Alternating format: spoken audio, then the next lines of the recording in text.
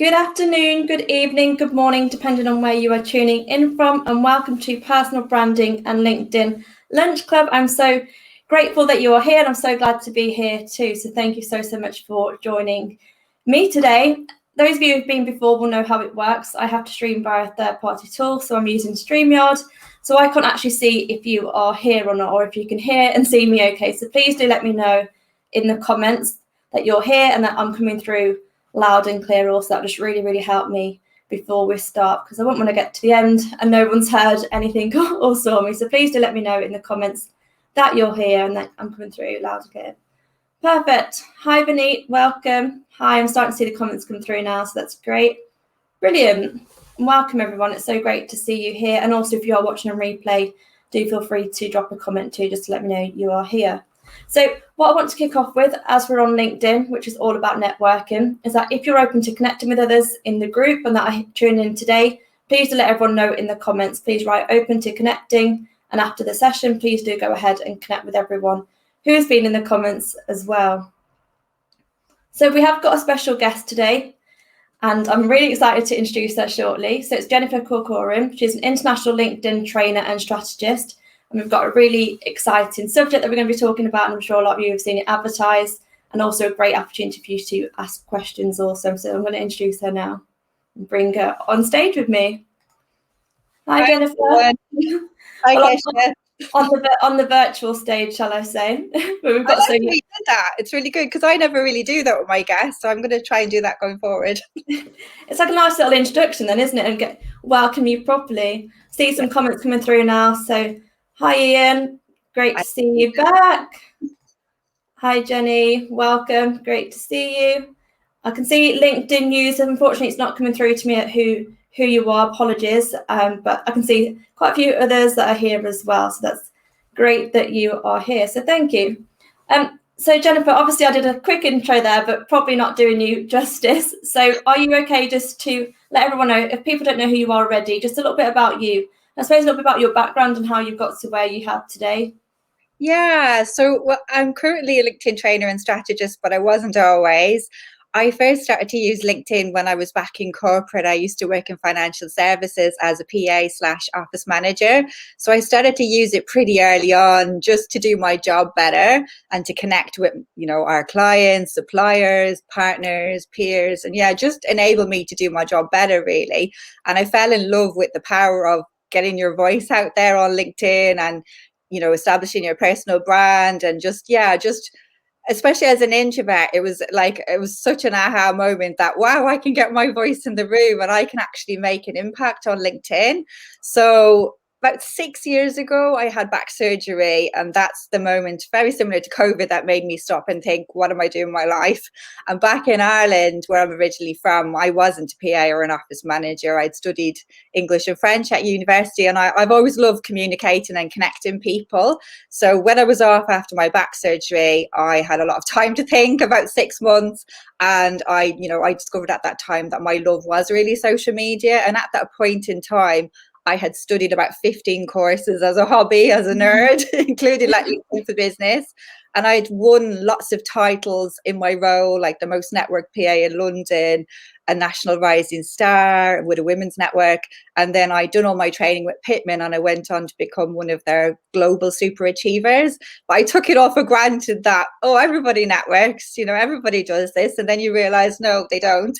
And they're not all comfortable with positioning themselves and promoting themselves and exploring their personal brand. So that's why I went into specializing really in LinkedIn, because I find it is the platform out of them all that kind of blocks people. They get imposter syndrome.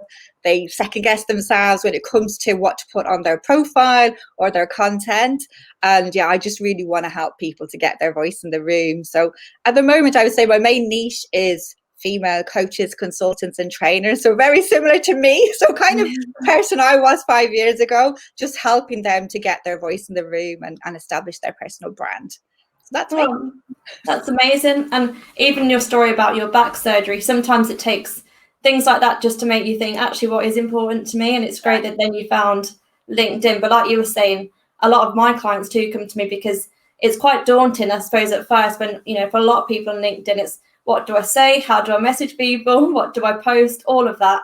But also over the last year, mainly, prior to that definitely, but over the last year, I think a lot more people are realizing just the power of LinkedIn and how important it is. It's not just a job site. It's actually so much more than that to network and connect. And that's hugely important for me too. So glad that I was able to get you on. I know I reached out to you because I saw some of the great work that you were doing with your lives and kind of your network as well. And I just thought it'd be really great to get you on to kind of share your story with my network, but also some top tips around LinkedIn. So that I'm grateful that you're here. So one of the first questions that I always ask my guests on my lives, being a personal branding coach and expert, is around what your own kind of story's been with your personal brand and how you've experienced building your personal brand, but also what impact it's made to you with building a personal brand, especially on LinkedIn. Yeah, because we were having a little chat before we went live, and I was saying, back in corporate, you're not really taught to explore like your values personally or your mission or your vision. You're kind of given the company's values and that's it. And if you're lucky, you're in alignment to them or you even explore them. So the first experience I had of personal branding, I would say, was about 10 years ago. I went to a talk by another amazing lady who specialized in personal branding called Jennifer Holloway. And it was really a light bulb moment. I just loved everything she was saying. And I loved the way, she explained that you are fully in control of your personal brand. And whether you are aware of it or not, we all have one, and I'd never really thought about it up to then. And then I loved the fact that I could control the messages I was putting out there and the impressions that people were getting of me, rather than leaving it up to chance and for other people to say, oh, Jennifer's this and she does this. I wanted to put, my best foot forward. So I started to use it in corporate as PA, and that's kind of how I went on to win those awards, because I just position myself strategically. And now as a business owner, I'm very aware of my values, my company values, my mission, my vision, my passion, my impact. And I think, I'm just love the power that you can have with personal branding. And for me, it attracts more visibility. It attracts a like-minded tribe if your values resonate with them, if your style resonates with them, generates leads as a business owner as well. And it's just about being clear with your message. Having that clarity kind of leads to the credibility, and then having the visibility as well. You kind of need them all working together, because a lot of people on LinkedIn, there's amazing people out there who are highly credible, whether they are executives or business owners, but nobody knows about them because they're not visible. And then on the other hand, you've got lots of visible people who are shouting and singing about how amazing they are, but they haven't built any credibility. So it's like you need both, and you really need a strong foundation. So it was about 10 years ago I went to that talk and I bought Jennifer's book, which was called Personal Branding for Brits. I'll give it a shout out. And it doesn't matter if you're a Brit, I'm Irish. And that book just kind of made me go, oh, wow, personal branding relates to everything you do. And it's not just your online reputation. It's kind of a journey through life. Like your LinkedIn profile evolves, your personal brand would evolve. So I love personal branding. I'm a personal brand nerd. So that's why I was like, come on here today. No, that's perfect. And like you said, it's your choice, and you have to be clear on what you want to be known for, because you can't just expect people are going to just come across you if you've not even positioned yourself as an expert, or if you've not shared your story or your message. It all ties together. But like you were saying, it's about communicating your message. And I was saying to you earlier around personal branding, it's never too late to reinvent yourself. So if you want to be positioned as something new, obviously don't just be fake at what you're saying you can do, but it's okay to reinvent yourself and reinvent who you are. It's just about positioning, and then positioning yourself as the expert, but then also making sure that you upskill yourself to be that person. And then, as you were saying, it's not just about LinkedIn, it's about if you're going to in-person events, workshops, how you conduct yourself, different social medias. It's kind of a full package. So no, I'm grateful that you love personal branding as much as me. So we did advertise this session today a lot around LinkedIn updates, but also personal branding. And you will have some time shortly, guys, just to ask some questions too. So start to think of any questions that you've got and put them in the comments with a Q at the front for Jennifer or for myself around LinkedIn and personal branding. So what we had a conversation before this, and we both want to talk around the organic and kind of the new updates that LinkedIn have put in place, but the organic ones as opposed to paid, because that's both of our expertise. So we help our clients to get new clients and get new leads via organic sources as opposed to paid. So we want to focus on that today, if that's okay with everyone here. So Jennifer, are you okay? Just talk through some of the most recent updates that LinkedIn have rolled out or are rolling out, and how they can benefit businesses and how they can benefit individuals as well. Yeah, sure. There have been so many rollouts this year. Like you said, a lot of them are to do with paid ads and boosted ads. But organically, I would love to say I have all the best features. I don't have them yet, and that's one of the frustrating things about LinkedIn. Even though I love it, is when they do beta rollouts, you never know when you're going to get something. They usually start in the States and then eventually we get it over in the UK. So I think one new feature that I really like is when you go and you do a LinkedIn Live like this, now you should be able to see the live streaming in the cover banner of the host. So it'd be interesting to know in the comments, did any of you see Keisha going live in her cover banner today? Because previously, as a host of my own show, you get so many people, they don't know how to join a live. And the minute I go live, I get messages going, I can't join it. I can't see it. Where is it? And they're not as easy to join really as a Facebook Live or an Instagram Live. So that is a brilliant new feature, because you just suddenly kind of go, what's happening to Keisha's profile? There's a video here. So it'd be great to know if anyone joined that way. I find that a really good feature. Another good feature that I sadly don't have yet is the video option within your profile photo. So basically, you'll have the option to attach like a 20-second video, and once you attach it, you'll get like an orange circle around your head. And if anybody goes to your profile and just clicks on your headshot, it will suddenly turn into a video of you speaking. And LinkedIn are calling it the Harry Potter effect, because the video kind of moves a bit. I only got that a couple of days ago, so I need to record it. Probably do it today. So if I'm in the same shirt, that's why, guys. I don't just wear this every single day of the week. But yeah, it's a really cool feature, isn't it? From what I've seen some other people with it, and it's just a nice snapshot into who they are and like their personality beyond the face. I'll do it. If you've got it, do it. The minute I get it, I'm going to do it. And I think you don't need to be super polished for this. It's like 20 seconds long, It's more about just being smiley, friendly, saying who you are. I'd love to connect with you, creating that nice, warm first impression. And I've seen some nice ones of people outside. So they're not at their desk, they're out in nature.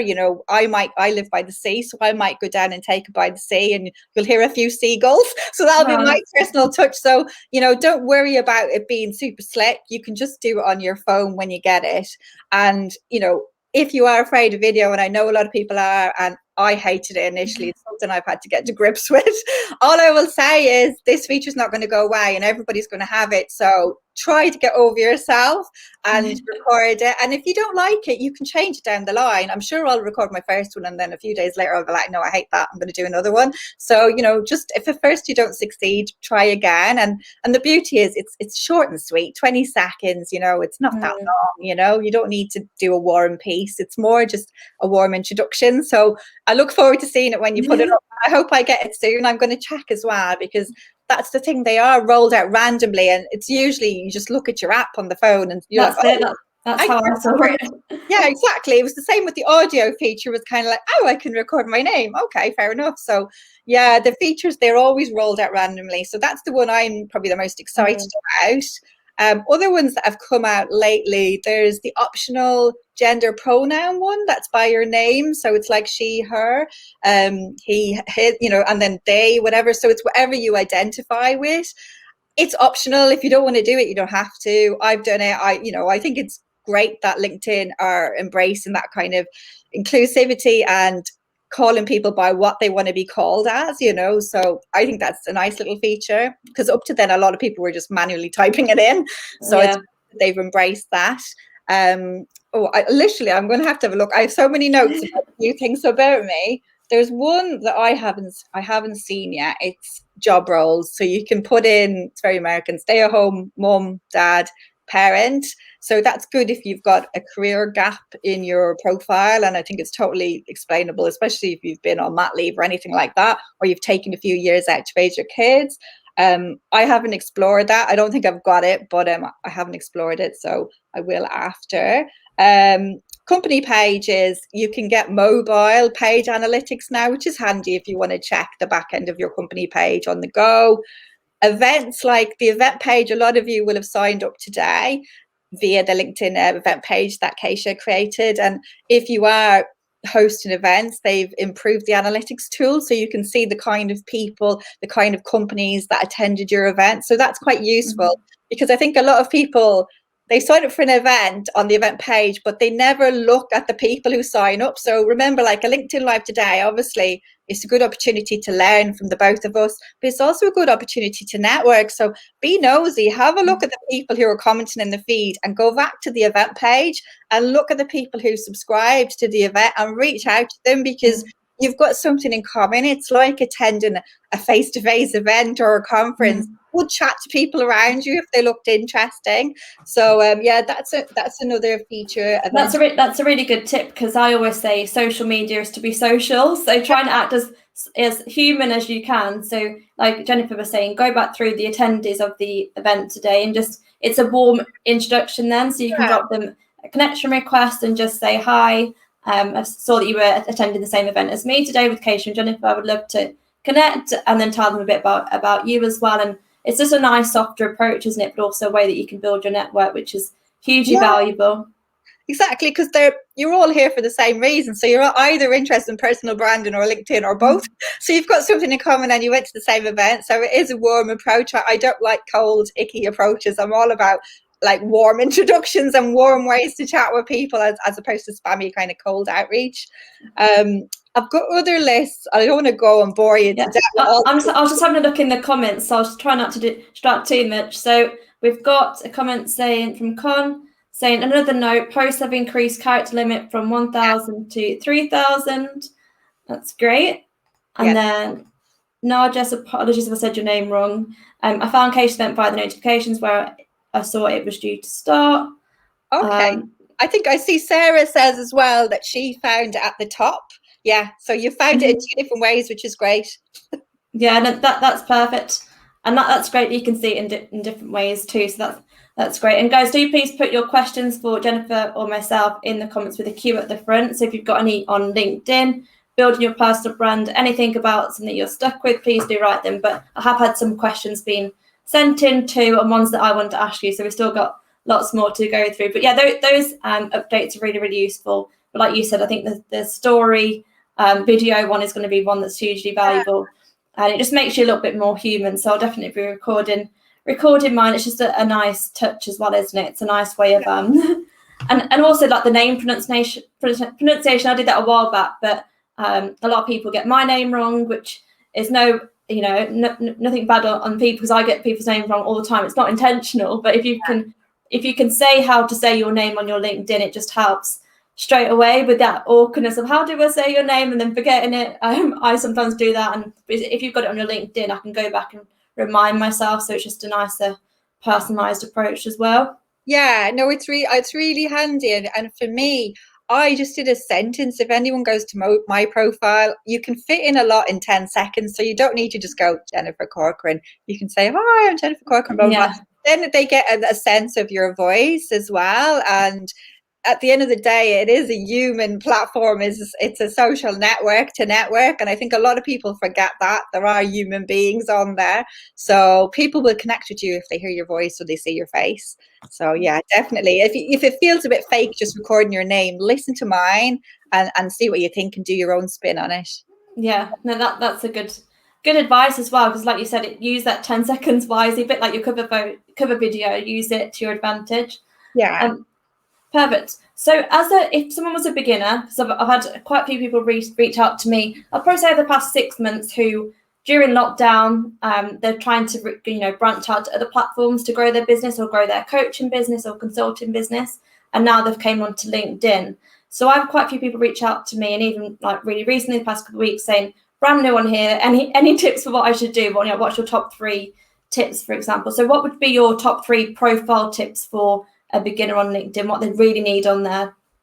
Yeah, to me, I always like in any of my webinars, people will know where my challenge is. I always focus on the top three things at the top of your profile because it's all about that first impression. So that's your cover banner, your headshot, and your headline.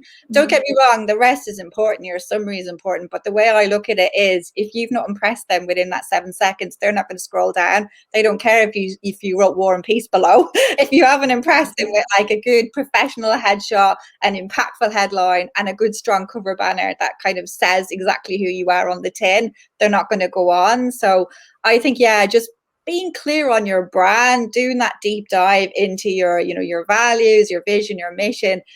When it comes to your cover banner, the area behind your head, it's a warm introduction. So you need to know what your keywords are, what you are, what people are, I have LinkedIn trainer on mine. So it's, at a glance, people know, okay, she's a LinkedIn trainer. And I've got it in my brand colors as well. I've got my logo. I've broken down some of my services. I've got my website URL. There's no like set formula, but definitely just warming up your audience. It's a warm introduction. So don't leave that area blank, especially if you're a business owner, because it's like having a homepage on your website with no graphic, no image. Would be hideous. Yeah.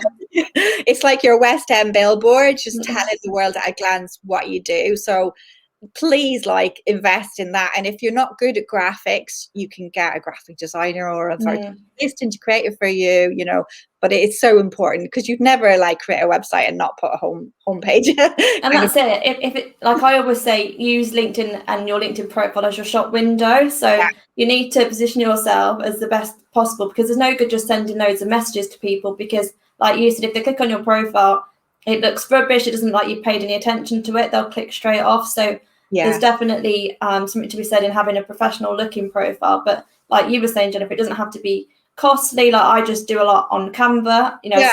Some people like Canva, some people don't. But for me, it's great for my business, and I do a lot on Canva because I can update it whenever I want. I can do, I can just change things, and But what I would say is have a look at your competitors. So have a look, let's say 5 to 10 competitors.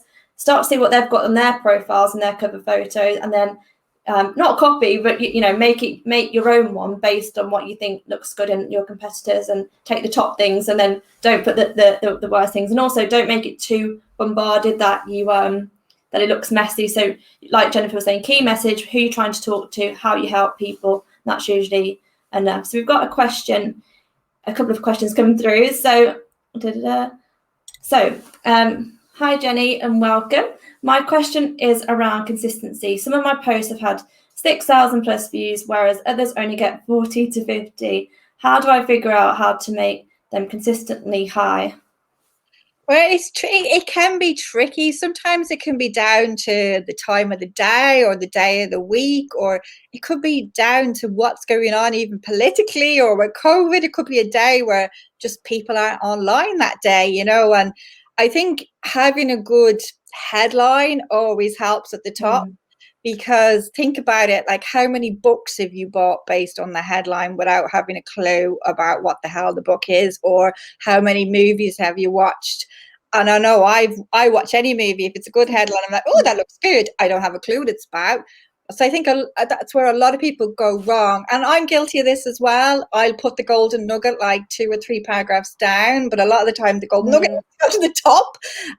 So that, a strong headline is so important. It's more important than the content, to be honest, because you need to stop people in their tracks. So I'd go back to the post that had the 6,000 views and have a look and see what was it in that post. Was it a strong headline? Was it a strong visual? Was it about you? Because posts about the person will always get, I have some about me personally get way more views or engagement than me as the business. So I could share one of me with a lovely, professional photo where I'm looking a little bit airbrushed, I'm looking very professional, and I'll get limited engagement. A kind of a more normal one of me, and I'll get way more. So I think it's always good to look back at the post that scored highly and see why. But I think ask yourself the time of day as well.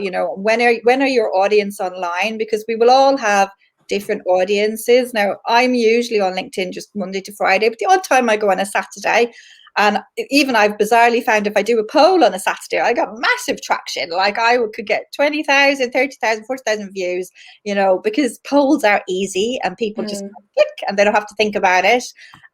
So not necessarily my favorite type of content, but scores way higher than other stuff I put loads of time into. So I think it is trial and error and not worrying too much about the views, because I've had posts not really get a lot of engagement or views, but people have DM'd me and said, I saw that post and I want to chat to you about a workshop. So the ultimate gauge of LinkedIn metrics is DMs, people saying, I want to work with you if you're a business owner. So I don't really ever care about the number of comments or likes. I care about whether I'm getting DMs, and if I'm not getting DMs, I know I'm doing something wrong. So yeah, ask yourself, why do you care about the views? I mean, I care more about the DMs and people actually coming to ask to collaborate with me, whether it's to work with me or like you came, you asked me to go on this, which was brilliant, or it could be a podcast or anything like that. So that's a better metric for me than views. Yeah, for sure. I agree with what you said there. It's and I think Jenny's just put in, thank you. It's frustrating LinkedIn doesn't provide analytics like IG does. We'll take a look back. And I do think there's a few like things that you can do that should help, because LinkedIn is a lot around the algorithms, and it's something that I work with my personal branding clients on. But it is definitely, some of them just won't perform as good. It's just a natural thing. Like Jennifer was saying, it could be about day of the week, time, whatnot. But it also could be try not to put external links in your posts, because LinkedIn wants to keep you on the platform. So if you've got an external link, put it in the comments. Try not to tag loads of people, because if they don't like or comment on it straight away, then LinkedIn will think that you're spamming people. Then, like Jennifer was saying, have a really catchy first line really helps. Having pictures, a picture that you post or a video or a slideshow really helps. So LinkedIn will kind of split it up into high quality content and posts and low quality, and then it will just it will kind of show it to more people if it thinks it's high quality, or it'll show it to less people if it thinks it's low quality. So just have a look back at that post where you did 6,000 views, see what worked well, and then don't be too hard on yourself, because it's just about trial and error and see what works best for you. But I know for me, like Jennifer was saying, a lot of personal posts work really well, so where I'm showing my story, how I got to where I am, or things that I go through on a daily or weekly basis. But then also pictures or videos work really well too, because LinkedIn rewards people who are sharing video content, because it wants more people to be doing that and actually adding to the platform as opposed to just consuming. So try that. But it would be interesting to know, Jenny, in the comments, what was it that got 6,000 views? What did you post about? And what was it that got 40 to 50? Because I'd be interested just to hear about it, and also just for you to share that if you can. We've got a couple of other questions, and then I'll go through some of the ones that I've had sent in. Hi, Jennifer and Keisha. Apologies, I can't see your name here as well. Quick question. As an estate agent on LinkedIn, I'm aware that there is very little appetite for hearing how many sale agreed homes or letting I've achieved, etc. What angle would you both recommend taking to attract vendors and landlords, I can't even say that word then, attention in a less evasive or big-headed manner? Thanks. I think, because I don't know your name, so LinkedIn user. It's hard, sorry. I would start with local groups on LinkedIn, because obviously if you're in real estate, like I presume you're going to be just doing it about a specific location, a specific city or a town. So I would be joining lots of local groups. It could be local chambers of commerce or BNI or FSB, anything like that, and just building relationships with people locally to you. I think that's how I would start. And when I initially started networking on LinkedIn, that's how I built probably a third of my network, was through local groups of like minds, people that, belong to the same organization or networking club as me. So I would, join a lot of local groups in your area where you are showing off the real estate, and just start to build relationships, because LinkedIn is a marathon, not a sprint. And so many people want quick results, but in all honesty, unless you've got amazing transferable skills, like you were a video maker or whatever, and you're just amazing at video, and then you suddenly come onto LinkedIn. Most normal people, like, you need that consistency for about 6 to 12 months before you start to get traction. So I would just be having virtual coffees and chats with people in your local area and seeing how you can collaborate with each other to get that exposure, as opposed to, I mean, there's no harm. One of my previous clients is an estate agent back in Ireland, and she's always showing pictures of new properties or videos, and there's no harm in doing that. And I do think it stands out because you don't get that many estate agents, well, you don't, over in the UK and Ireland. So I always spot her posts, you know. So it's just about being creative, and the way any business owner has to share testimonials, those kind of houses are your case studies and testimonials. So, you know, you don't have to do it every day, but you could have a house of the week, and that could become a post people get used to. And then, you know, other days kind of vary your content. You could give tips to people about, you know, top tips to buy a house, top tips to sell a house, how to lay out your house, 5 tips to, you know, things that are of value to your target audience. So I'd probably do a survey to your previous clients and ask them, what do people need help with? Because I know people would need help with staging a house if they're trying to sell it or rent it,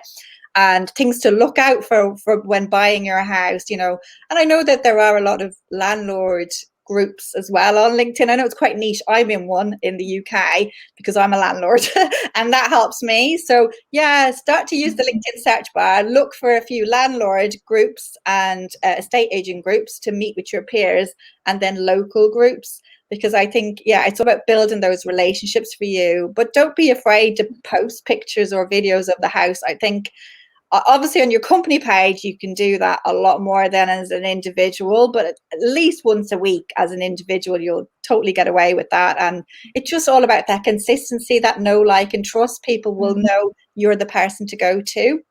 And I just wanted to say, sorry, I'm going to jump right on a tangent to Jenny, the last person, because she was worried about the analytics. I just wanted to say, if you've got a company page, it's really good for analytics. It's not so easy on the personal profile side of things, but if you've got a company page, there are free analytics in the back that you could explore. Or if you wanted to go more advanced, there are tools out there like Shield, if you've ever heard of them. They give you quite advanced analytics.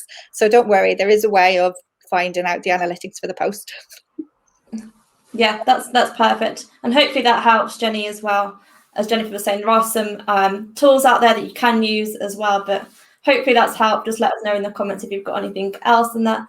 And yeah, I echo what you were saying around for the estate agent. That's really, really helpful too. And as Jennifer was saying, I wouldn't worry too much. You should still post your results on there. So if you can post, and what I would do is on, let's say, a Friday, pick one day a week to share your results of the week or wins of the week or whatnot. And the houses, but also don't be afraid to share your experiences on a day-to-day and then tie it into a value add for a landlord or a vendor or whatnot. So, you know, today I've been showing people around these houses, what you experienced with that journey, and then what your top tip is for the landlord, for example. So what your personal experience has been, share your story, but then how you can tie that into something valuable. So always be thinking about how you can add value to your ideal client with something that they're struggling with or one of their goals. So then start to put posts out there. You can either record yourself, just do a written post, poll, a video, whatever you want to do, a graphic,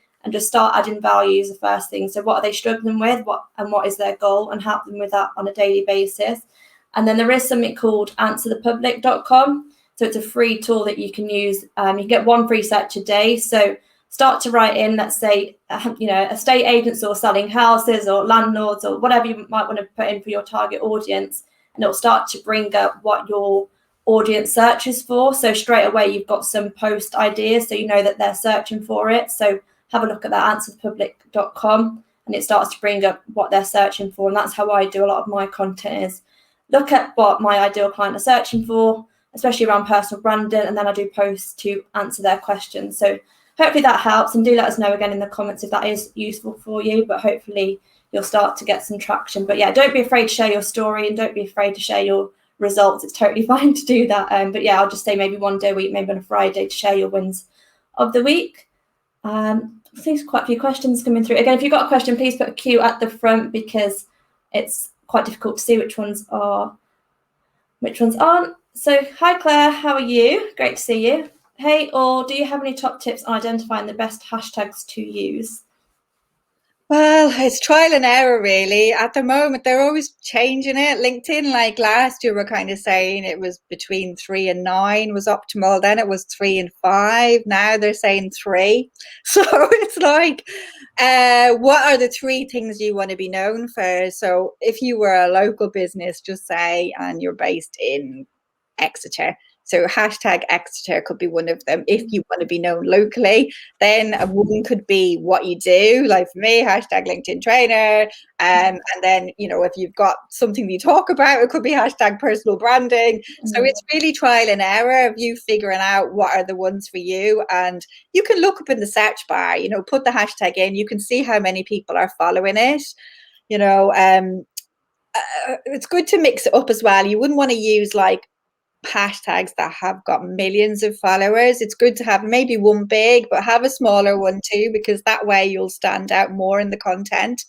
But yeah, it's trial and error. But at the moment they're saying 3. Sometimes I sneak up to 4 or 5, but don't go any more, because otherwise it gets a bit spammy, and LinkedIn's not Instagram, so you're not allowed to have 30 hashtags. And you'll know yourself if you see a post and there's even like 10, 15 hashtags, it actually turns you off. It turns me off reading the whole post. The post could be amazing. I'm like, spam, it's just too much. So yeah, less is more, and trial and error, really.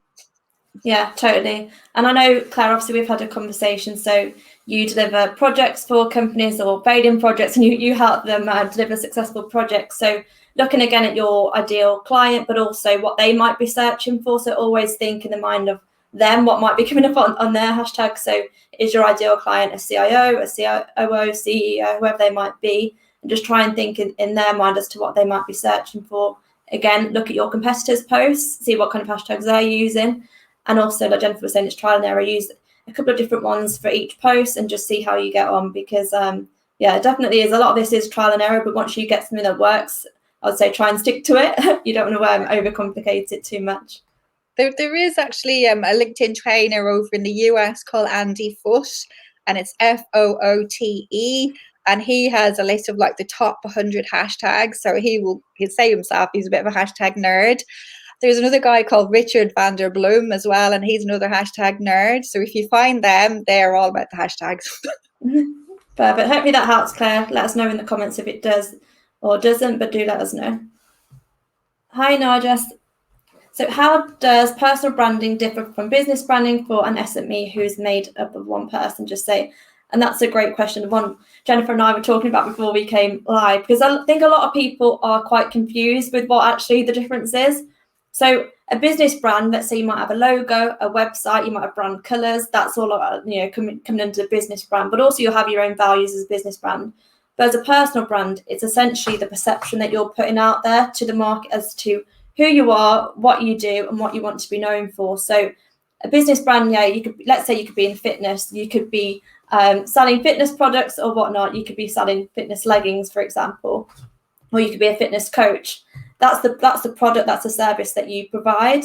But then the way that you're going to differentiate yourself is by showing up online, firstly, but then also being very clear on what you want to be known for. So it's around perception. And that's how you're going to build a personal brand. So people buy from people. So have a think about what you want to be known for. So you've got your business, but what do you personally want to be known for in that business? How are you going to differentiate yourself?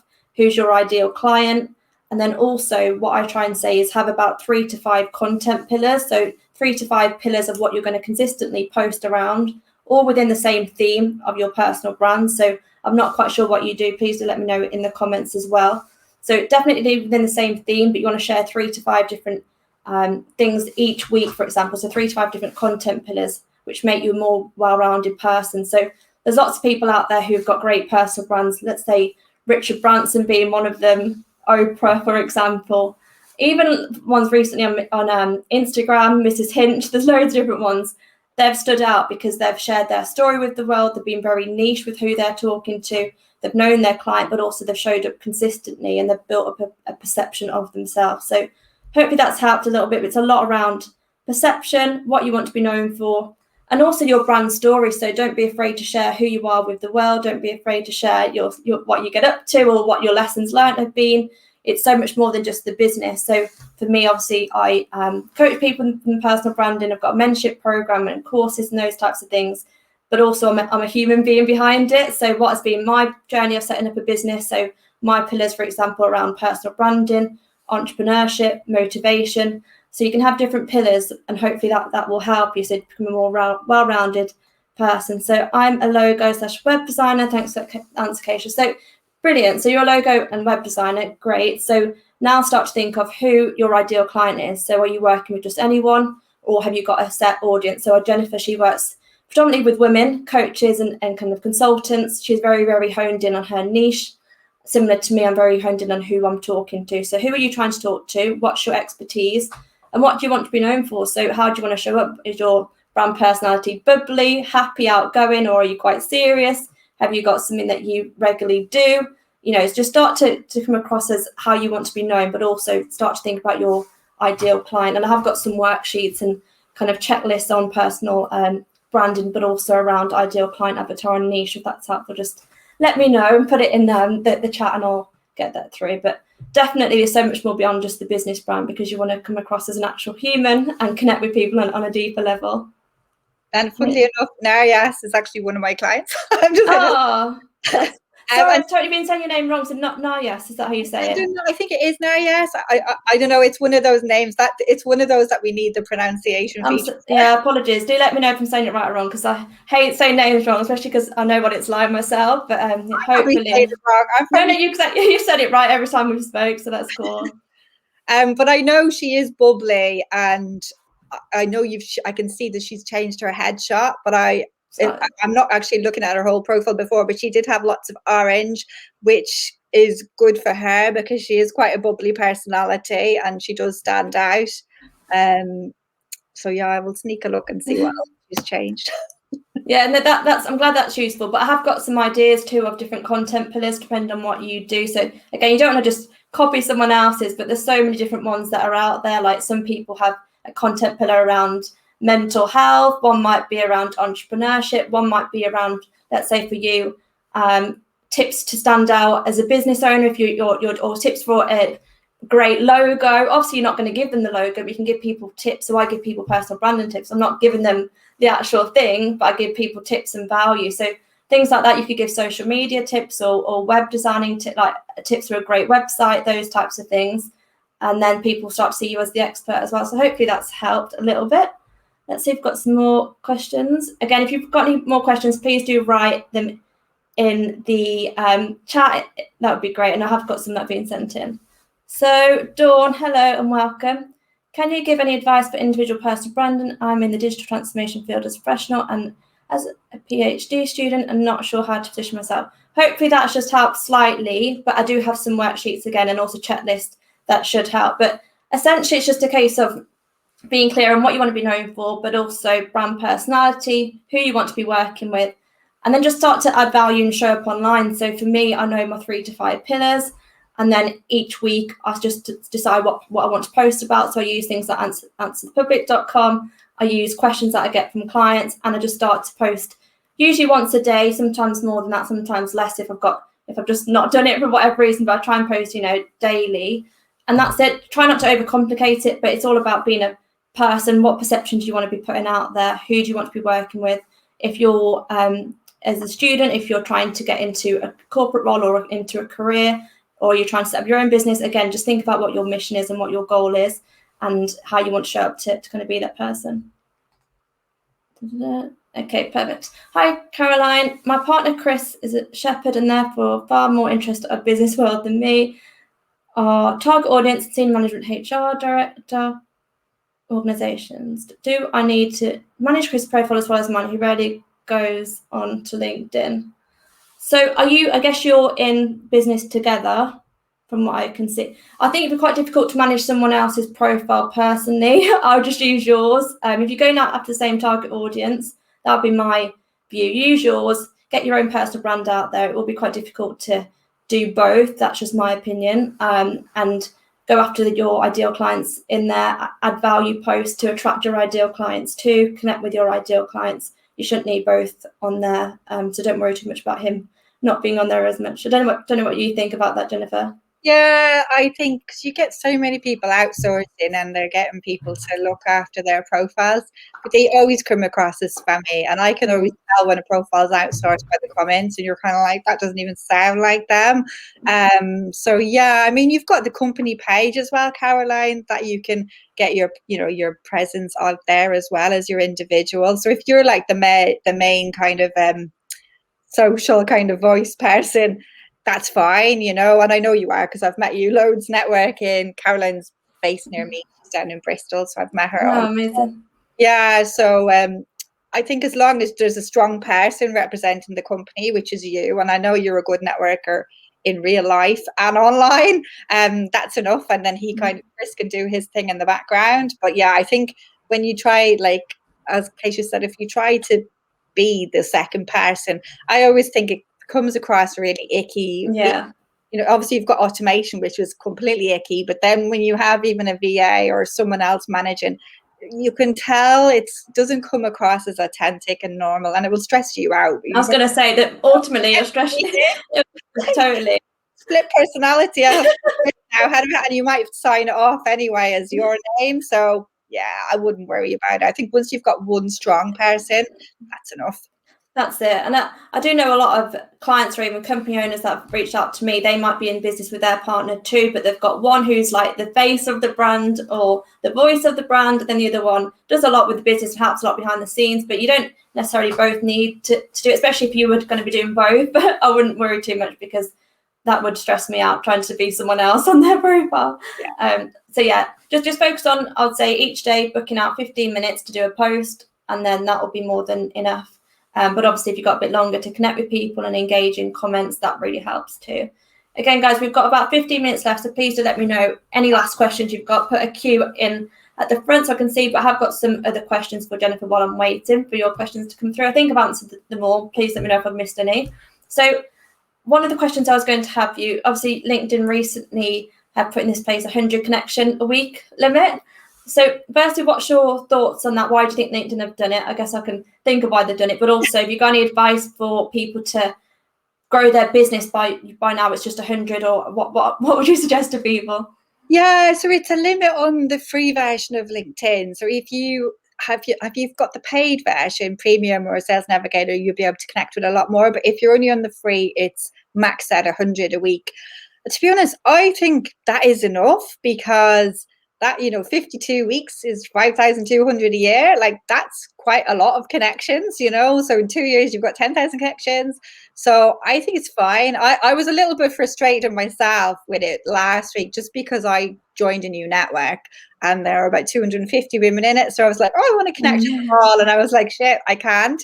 And it was interesting because as I did so many, I got the first notification saying, you're doing a great job building your network. And then the second one was kind of like, if you don't know these people, follow them. So it was like congratulating me first. Then it was backtracking, follow them if you don't know them. And then it was like, you're towards your limit and then you've reached your limit. So it was great that you did get those kind of nudges, which I found useful. And I kind of was like, oh, as I was getting near the 100, I thought, okay, I'll wait till next week when it kicks in again on Monday. But I think most people, it's fine, and it's obviously it's done to combat spam and automation, because you've got people just trawling and sending out copious amount of invites. And you want to have quality connections rather than quantity at the end of the day. And I know I've got a lot of connections, but I have been networking for about 25 years. So I've got just under 10,000 and then 30,000 followers, whatever. But, there's times where I think even 10,000 is too big, It's far better to have like a small quality network of 500 than 5,000 people you don't know. So I think it's fine. I don't mind. The odd time it's going to annoy me, but in general, it's not really going to faze me. I don't think I'm going to be connected with 100 new people each week. Yeah. So and that's it, isn't it? I think it just shows you have to be very selective with who you connect to, but also add a personalized message. And then I would say if you have got other people that you want to reach out to, but you can't connect with them, just look at their posts, engage with their posts. They might then want to connect with you, but also there's a lot around that you can do around your own posts and content marketing. If you're constantly out there posting, if people like and comment on it, more people will see it. They'll want to connect with you, follow you, those types of things. So doing both strategies, I think, will really help. So Exactly. I think hopefully that will help. Just be very selective of who you're connecting with. Always follow up once they connect with you. Clear out any, if you've sent too many invitations, I would say try to have it like nice and clear in your sent invites. Just keep an eye on that, but also engage in comments. There's other ways of getting around it, and post content. People start to reach out to you, which is the beauty of it. And people reach out to you on the back of comments as well, because I think if people are ever stuck for original content or curated content, just go and do 5-10 minutes of comments, because every time you leave a comment, it's a virtual business card and they see your photo and your headline. And if you're giving like value and clever, insightful or funny comments, people will reach out to connect with you on the back of that comment.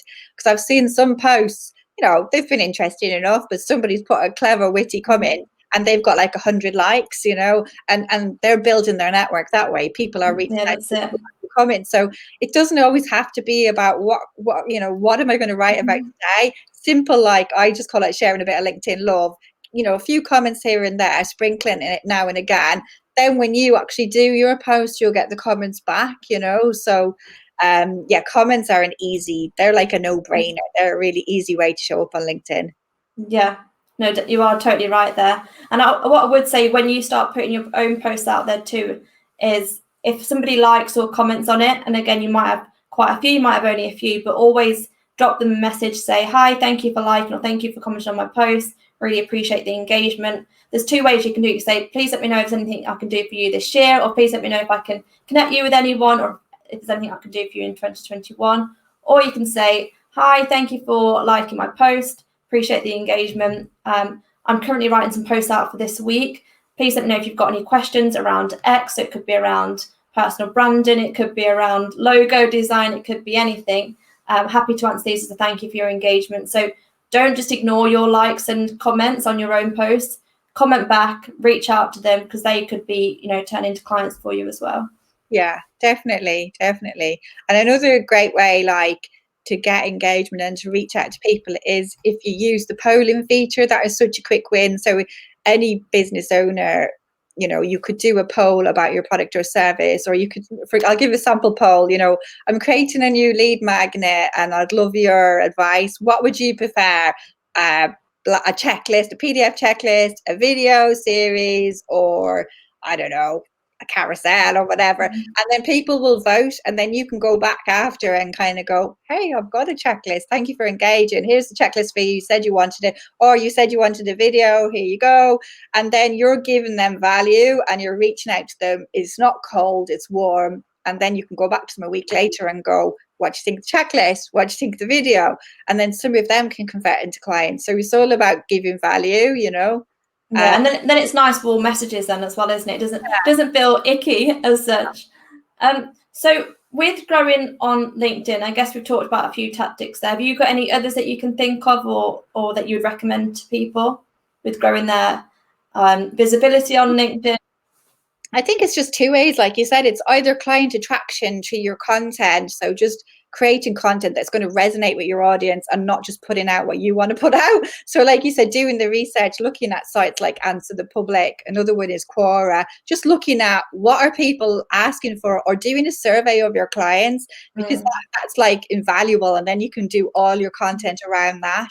Yeah. So always giving value, and then doing strategic outreach, not just connecting with people for the sake of collecting connections, because these are human beings. So if you do join a network, you know, why not reach out and connect with the fellow members, you know, or if you go to an interesting event, why not reach out to the people, like the people today, you're all like minds. So that way it's not icky, cold outreach. There is a common theme. Or if you've got people in mind, like Keisha was saying, and maybe you've run over your 100 limit, just follow them and comment on their personal posts and also on their company pages, because people do notice when you share those comments. And then if you were to reach out a day or two later with a connection request, they're like, oh, I know that face, it feels warm. That's it. It's like, and a lot of people don't do that. They don't take the time, you know, and that is a quick way in the door, whether you are a student or an executive or a business owner, that makes you stand out, just doing that little thing first. Definitely. I definitely notice more people more when they're commenting on my posts regularly, and they say it takes between 5 to 7 impressions for someone to remember you. So definitely, if you can do comments, follow them, like, message them. Yeah. When you go to message them, it feels warmer because they're starting to see your name, they're appreciating the engagement and those types of things. So it's not just a one-time approach. And that's why with me, I know same with Jennifer when she does her lives, but I come live every single week because it's all about that consistency. So if you can just consistently get your message out there, your voice, you can comment, engage, people start to remember who you are. So we've got some more questions. So Caroline, do you suggest responding to likes and comments publicly or privately? So I guess when I said that, what I would suggest doing is if someone's commented on your post, let's say they've asked you a question, left their feedback or whatnot, thank them for it. That's great. Do it on the post, because that will just help with algorithms. The more comments, the better. But then I would also drop them a message. There's no problem with doing both. I'm just saying, hi, thank you for your engagement on my recent post. Do let me know if I can connect you with anyone, or if there's anything I can do for you in 2021. Nice and warm, nice and short and sweet. You're not pitching them in the DM straight away. That's a really great one. Or hi, thank you for your engagement on my post. I appreciate the support. Please, I'm writing out my post for this week. Please do let me know if there's anything I can answer as a thank you for your engagement on my post. So that's what I would do, because that way, if someone's got a question around personal branding for me and they're being commented on my post, I'll say, I'll write a post, with the answer to your question, or I'll just answer it in the messages. That way, then you know what they're struggling with, what their problem is. They're most likely going to tell you, and then you can try and jump on a call with them. So that's a nice warm approach. I've got a question, Jennifer, that might be you could help me with answering. So what do you think? Are articles a new content creation phenomenon on LinkedIn? Articles, I don't know if you mean articles or newsletters, because articles have been around for a while and they don't have massive reach anymore. So let me see. I recently did an article after quite a long time on it. Shall I look at these again? Okay. Okay. I suppose it all depends on the title of the article. When you shared it, again, the time of day, who initially commented on it, and there's no harm in repurposing as well. So if you wrote something a while ago, it might resonate now, and you can share it. But in general, articles don't get the traction they used to get. They were really popular like 3-4 years ago, and I think we've become a lot more time poor / lazy, and we're like, oh, I don't want to read your whole article. I just want to see a short snackable content snippet or a video, and that's it. So for me, they're not the new phenomenon, but they're still great in terms of thought leadership. I think newsletters, which is a new feature not everybody has, they're quite popular because you can get like 30,000, 50,000, 100,000 people following your newsletter. So I think they've got far more impact than an article. But they're both the same thing. It's up and down. And I've had that personal experience with articles. So I did one this year all about how to build a personal brand on LinkedIn in 2021. That absolutely flew. Everyone loved it, getting loads of shares, likes, comments. Then I did another one about a week or two later. It didn't get much at all. So I guess it's like a lot of things. It's trial and error, but if it's working for you, then keep at it. So keep at it for sure, and try another one. If it doesn't work as well, then again, it's just a lot of it is about trial and error. But also, if content's working for you, then keep at it. Is what I would suggest. But also, like Jennifer was saying, you can do polls out to your audience to ask how they like to consume content best. So do they prefer video, picture, written? They might prefer written and articles, which probably why it worked well for you. And again, it could be down to a lot of different budgets. Depends on who you're connected to. If you're in corporate and your connections are in corporate, they might want to read thought leadership articles more than business owners. It just depends on your niche and your target audience. And I think if you have written an article, it's so worth repurposing in it. So you can take chunks out of it and do separate posts another day, or you could create a graphic out of one of your quotes, and you can link back all the time to your LinkedIn article, so you can like repurpose it again and again and again. And some articles, they're still great a few years on, they're not bad, so you can just even go back and update old articles and share them again. I think some of probably my best content is in articles. I probably need to go back and review them. But yeah, I think if it works for you, stick to it, because different things will work for different people. Video, obviously LinkedIn Live works for Kesha, articles will work for someone else. Graphics like Narjas, I said it wrong, Narjas. She should be creating like carousels, banners, visuals. So, it's all about figuring out what is your preferred way, and people who like that type of content will resonate with you. So people who like video will resonate with Keisha. People who like articles will resonate, with you, right? So just because all these different features exist doesn't mean you have to do absolutely everything. It's about you figuring out what feels right for you and your goals, and what is achievable, that you can be consistent. Because it's all about the consistency, whether it's daily, weekly, monthly. There's some great monthly posts out there, so you don't have to be on there daily if you don't want to. That's it. And what you said there, make sure it feels right for you, is so, so important. Because, and I'll be honest with everyone here, so before March this year, I had never even posted a video on LinkedIn. I've run a lot of workshops and events and those types of things, but never actually posted one on LinkedIn.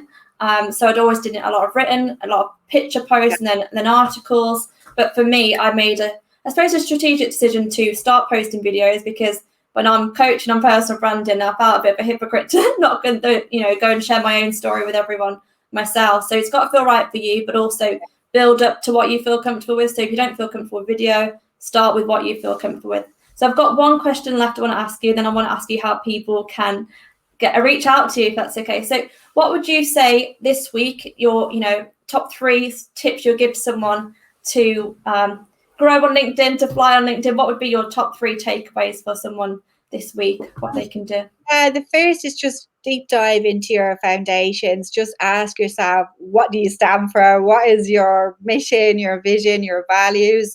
And like Keisha said, you will have certain topics that will come out of those core values. Like my business values, the acronym is HACS, because I'm all about quick wins. So the H is honesty. So I'm always brutally honest. The A is accessibility. I think anybody can use LinkedIn. It's not for, anyone in particular. It's for everyone. C is connection. It's all about connecting with each other. K is kindness, because life's too short to not be kind. And the S is synergy, and it can also be success. So it's just, once you know your teams and what you stand for, then it's quite easy for you to talk about those topics and be on brand the whole time, because you're being yourself. And I think most people struggle at the start because they don't know what they stand for. So first of all, doing a deep dive on who you are and what you want to stand for. Then to working on your branding, we talked about the cover banner, and also a really good professional headshot, because that really sells you on LinkedIn. And I remember even being in corporate, when I upgraded to a professional headshot, the way people treated me instantly changed overnight. And anyone I reached out to connected with me. Before that, they didn't. It was kind of hit and miss. So a powerful headshot, especially if you're in business, is everything. And I think 3, your headline, just like I said earlier on, people read the headlines, whether it's to some content or a book or a movie. Make sure that headline is resonating with people and you're showcasing the value that you can bring. A lot of people put in things into their headline that's not relevant. Like a lot of business owners will put in like founder, managing director, CEO, and they'll list the company name. And if the company name's not like a big brand, you're kind of wasting characters, because we can all see opposite where you work. It's far important to use keywords. So think, what are people typing into LinkedIn search? Are they typing in LinkedIn trainer, personal branding coach? Because they're the kind of things you need. And then some kind of proof as to who you help. So people look at it and they go, oh, okay, like I've put down female coaches, consultants, and trainers, and that will resonate with female coaches, consultants, and trainers. Be super clear as to who you help, whether you only work in a specific county or location or industry. The more niche you can be, the better, because that makes you more top of mind and referable. You want to be a specialist and not a generalist. So you want people to go, oh, okay, female coach, whatever, that's gender, and I think if the more niche you can be, or niche as the Americans say, the better, because that will make you more of a referable person. So yeah, just write your your headline with your customer in mind, and research your keywords. And there's loads of keyword planner sites out there. Google has a keyword planner site. There's another site called moz.com where you can type in whatever you do, for example, virtual assistant, and then it gives you different examples of your title. And you can have several titles in your headline. It doesn't have to be one thing. And you will see some people, they will have like, I don't know, LinkedIn trainer / author / speaker, TEDx speaker / coach, so it's all about you being super clear on who you are and what you do. So definitely doing that deep dive and working on your brand, because branding does help you to stand out. And the power of a good headshot, the power of a good cover banner, because it shows that you're invested in yourself, you're invested in your personal brand, and it helps to build on that know, like, and trust. So I hope that helps.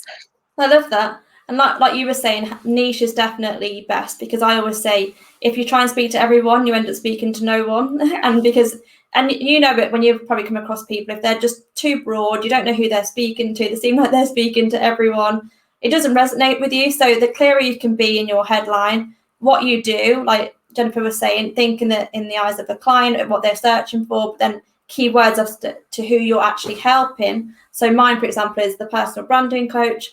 I help coaches attract 15 to 20 high ticket clients every single month by building their personal brand. Very clear, to the point. I know what I stand for. People know what I do. It couldn't be any clearer than that. So make sure it's not too fluffy either, because I have seen people just use a lot of jargon words which mean absolutely nothing. And you read it and you think, actually, what do you do by the end of it? So 100% clear on who you are, who you help, and what you do, and just make it as clear as possible for people, if they come on your profile, to want to stay and want to engage and see what you're all about. So hope that helped. And how do people connect with you after this? Are you happy for people to send you connection requests? Yeah, like if you're on LinkedIn, connect with me, reach out. My website as well is www.mysuperconnector.co.uk. And I've got a LinkedIn group as well called Networking Tips with My Super Connector, or my company page is called My Super Connector. But yeah, if you look up Jennifer Corcoran, you should find me and I can invite you into my group. So yeah, get in touch. Don't be shy. Perfect. And thank you, everyone. I can see a couple more questions coming in. We have got to leave it here now just because a few more people are going into meetings, and I'll try and finish on time, but we will answer them. I'll come back to them and comment on them, or drop you a message, and Jennifer will probably do the same, hopefully. Here's me nominating that you'll do it as well. But yeah, we'll get back to you. Yeah, I'll look through the comments as well. Yeah, but we'll comment back to you if you've got any other last questions. Feel free to put them in the comments if you're watching on replay as well. Thank you, everyone. And next week, I'll be back at 12:15 p.m. on Tuesday. I've got another incredible speaker who is an imposter syndrome coach, and she'll be helping you overcome imposter syndrome, start showing up online if that's something that you're struggling with. So look forward to seeing you all there. And thank you again, Jennifer. You've been amazing. And appreciate everyone for showing up and your great questions and comments and engagement. And I look forward to seeing you all soon. Have a great week, everyone. Goodbye. Thanks, everyone. Bye.